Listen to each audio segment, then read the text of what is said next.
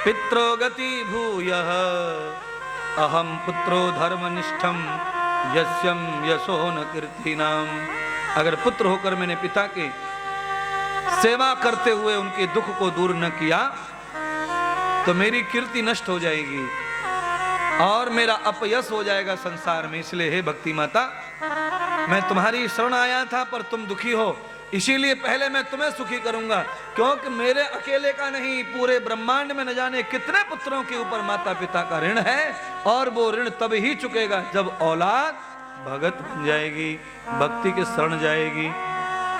जब तक औलाद भगत नहीं बनेगी, भक्ति की शरण नहीं जाएगी, माता पिता का उद्धार होने वाला नहीं है। आप कहेंगे कि औलाद की भक्ति करने से, पुत्र की भक्ति करने से पिता कैसे तरेगा? तो भागवत में बहुत सारी कथा हैं जिसमें पुत्र ने भक्ति की है और पिता का कल्याण हुआ है, आगे कथाएं आएंगी तो आपको सुनाई भी जाएंगी। द्वैताम दर्शनम पुत्रम। दो प्रकार के पुत्र होते हैं संसार में कम से कम। एक ऐसा पुत्र होता है जो पितरों की संपत्ति के लिए जीता मरता है, और एक ऐसा पुत्र होता है जो पितरों को संपत्ति का मालिक बना देता है। हाँ, आप अपनी संपत्ति का मालिक अपने पिताश्री को बना दीजिए, पर ऐसा होता नहीं है महाराज। जितने भी नौकरी चाकरी करते हैं ना, इसमें से 99% अपनी पत्नियों के नाम से प्लॉट खरीदते हैं राजनांदगांव में जाकर।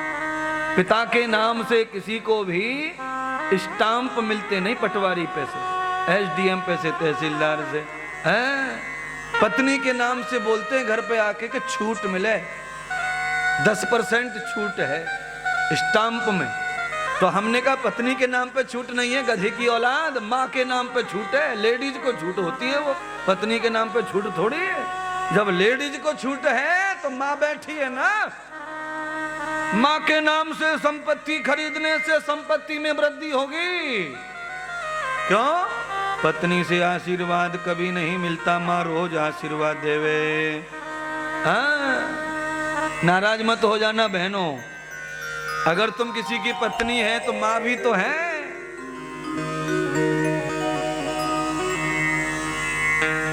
भक्ति माता आज नारद जी से कहती है कि मेरे पुत्रों को जीवित कर दो, मेरे पुत्रों को चेतन कर दो। मेरे पुत्र क्या हो गए? जरा व्याधि तरम दुखम। मेरे पुत्रों को जरा व्याधि ने घेर लिया है, प्रमाद आलस्य ने घेर लिया है। इसलिए हे नारद जी, ज्ञान और वैराग्य को जगाने का काम केवल संत कर सकते हैं और कोई करने वाला नहीं है। इसलिए हे नारद जी, कृपा कर दो मेरे पुत्रों पर, मेरे पुत्रों को नींद से जगा दो। तो ध्यान करना महाराज, आज नारद जी ने जो संकल्प ले लिया अपने पिता ब्रह्मा की शांति का, ज्ञान और वैराग्य को जगाने का और भक्ति माता के वचन को पूरा करके उन्हें प्रसन्न करने का वचन लिया, और नारद जी जंगल लौट आए और संकल्प लेके नारद जी चल पड़े। कहाँ? केदारनाथ बद्रीनाथ की ओर। बोलिए बद्री धाम की जय, केदारनाथ धाम की जय, अमरनाथ धाम की जय, बर्फानी महादेव की जय।